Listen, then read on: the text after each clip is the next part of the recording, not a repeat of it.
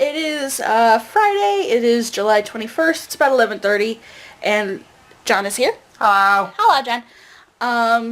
And we're just waiting a few minutes because the vlog from last night's still uploading. It's taking a little time. But I got a present today. John gave me his old phone because he got a new phone. Yay! So Patrick's gonna get my old phone. So the tradition of passing down electronics continues. So I'm gonna be playing with that today. Okay, so we're at John's house. We ran some errands. We got some food for tonight. We're gonna make these grilled cheese sandwiches using tater tots and a waffle iron. Okay. I'm very excited for that. I got a Monster and I bought some new Copics. Not much. I got 3 earth tones. E000, E00, and E02. And I got a little pop socket for John's old phone that I'm gonna set up. And the vlog is live, and we're just gonna hang out. And we have Valerian tonight, so I'm gonna chill and then go see the movie. And then the food later, which I will definitely show you because it's amazing. At least I hope it is. Okay, so it's a little after 6, and I've literally been spending the whole time just kind of playing with the phone, getting apps installed and stuff like that. So I'm basically good to go. And I'm able to use things like Pokemon Go and Snapchat and stuff now, which I couldn't on the old phone. And I also have the versions of YouTube and Instagram that are upgraded enough to let me go live, also Facebook. So once I start figuring that out, there might possibly be some little live streams, most likely on Instagram, I think, maybe a few on Facebook, things around the house, but I might do a couple little art live streams, like when I'm sketching or something, perhaps, instead of doing art videos. Because this computer is getting so bad that even editing vlogs is almost impossible. So I'm not even going to try to edit art videos because there's a lot more work involved. So it's probably a good thing I decided to take a break. But yeah, just been playing with this thing and having fun with it. And John is getting to work on dinner. We're going to do these little tater tot grilled cheese things. You use a waffle iron to do it.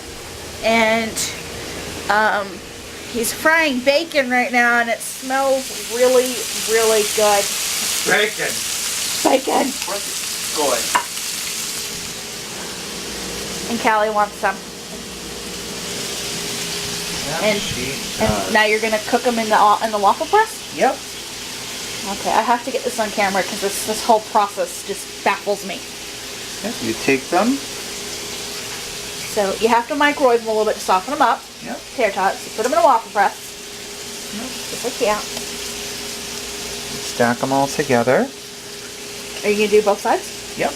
Because one press makes one sandwich. Oh, okay. Because this would get folded over to make okay. 2 sides of the bread. And See, the waffle iron we have at home is only one. oh, see, I know this works. And I'm pretty sure my dad got it in the 80s. It's very old. It still works, it's just very old. See, and this fits a certain number quite well. And you literally just stack it straight across. And just stack them up. Take it and squeeze. Squeeze. And lock. And how long do you let it sit for? About 7 minutes. Oh, okay. So then I'll check it in 7 minutes when it's done. Wow, that looks good. And listen to this. So, oh yeah. So how exactly does this work now? Comes out.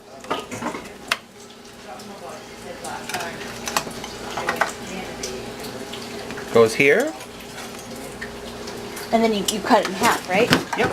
Because this is one sandwich's worth. Yeah. I need scallions actually. Would you mind grabbing the scallions for me? Yeah. We're assembling the sandwich. There's cheese and scallion. No. And the bacon's done. Thank you. Garlic. Focus, please, camera. Bacon. And more cheese. And then what, you put that on there and squish it? You squish? You squish. And how long does it take to cook after you squish? Just a couple minutes. This is delicious. So it can't fully close anymore. So you sort of just do that, and you let it melt, and then you'll flip it around, and it'll melt the other side. Yep. It's done. gonna get my pole. I'm going to. Alrighty, we're gonna head out to the theater in a little bit. Shay and John just have to get ready. John's gonna get changed because he got splattered with bacon grease. Shay is getting dressed. Can show you what I worked on while I wait. I did a little sketching with in my sketchbook. I used some Copics in it. Not the ones that I bought. I did grayscale studies of one of my old characters. Hopefully that was aimed at my face. I don't know. Yeah. My character Sabrina from one of my comics. Just felt like drawing her. She's not in Don't Fear the Reaper, she's in another story, and like all my stories I use music a lot as inspiration, and in this particular story I use songs to kind of help me like figure out the character's motivations and stuff, like what they're thinking, what they want.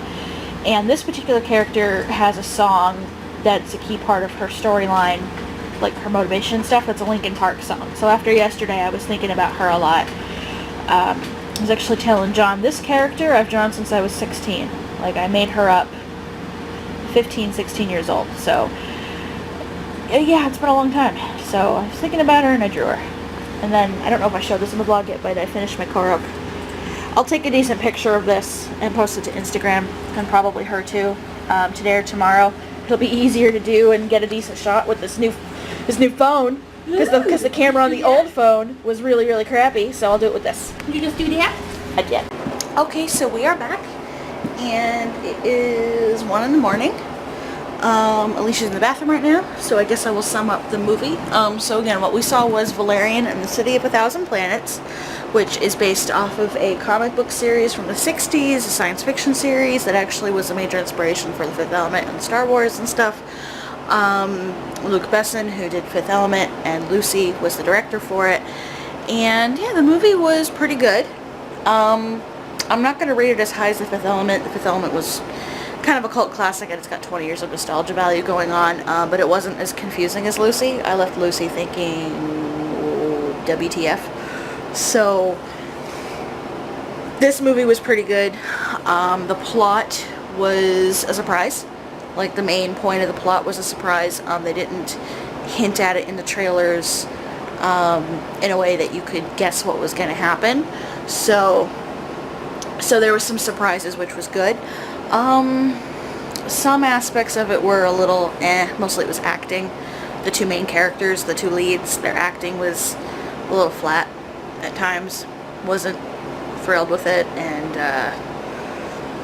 I mean, there were funny moments. There were a lot of side characters had some great lines and some great moments, and I kind of wish that they had more screen time than they did, but there were some really interesting visual effects, and the environments were really cool, and the alien races were really cool, and so overall the movie was pretty good. Just sometimes I kind of wanted Valerian to shut up, basically, but I did enjoy the movie, and everyone else enjoyed the movie. Our main issue that we had wasn't with the movie itself, it was with the theater.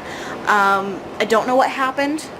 We were seeing the 3D one, and the first minute or so of the movie, the 3D was not aligned well, like at all. Like, there were some opening scenes kind of setting, like the set, like establishing the setting, and there was some words at the bottom, and even with the glasses on, like, the words, you couldn't read them because the two frames that make it 3D were not lined up properly. They were way out of alignment, so it was very blurry and hard to see what was going on, and that continued for most of the movie. They fixed it a little, but for a bulk of the movie, except for the last, I want to say 20 minutes, it was still off just a little, which was more noticeable in scenes with dark lighting. You could see the sort of haze around objects where the two frames were not lined up properly. In brightly lit scenes, you really couldn't tell. So, but because this is a science fiction movie that had some space scenes and space station scenes and things like that, there was a lot of dark scenery, so those were a little annoying. It wasn't like you couldn't see anything, it just wasn't as crisp as it could be. It was like slightly blurred, like you were watching a lower definition video than what it could have been, which was a shame because the actual visual effects were really cool. It's just I wish that we'd been able to see them at their best, but there were obviously some technical issues going on. the 10:15 show was the only 3D showing of the entire day for the movie, so maybe their equipment hadn't been tested or they weren't ready. I don't know what it was. It was weird, but in any case, we saw it. It was good. If you're gonna see it, there's no after credit scenes. It's just the movie, and hopefully, if you do see it, the theater will have a better time with their equipment than ours did. But it was good. I liked it. So I'm gonna edit the vlog before I go to sleep, because it will take my computer most of the night to edit it. Alicia is still not back, so I guess I will say goodnight for her, because she's not here. So thank you guys so much for watching, and I will see you in the next video. Tomorrow is the Disney show, which will again, as with past drag shows, I will record the entire performance for my third channel, which is just my name, Karen Keeney, and it's just footage from things that don't really fit in with my main 2 channels, because the queens like to see their performances. So again, tomorrow's vlog will have a link for that when I do it, and I'm remembering to charge my batteries this time so I could do the whole thing, because I forgot last month. I remembered. Anyway, good night.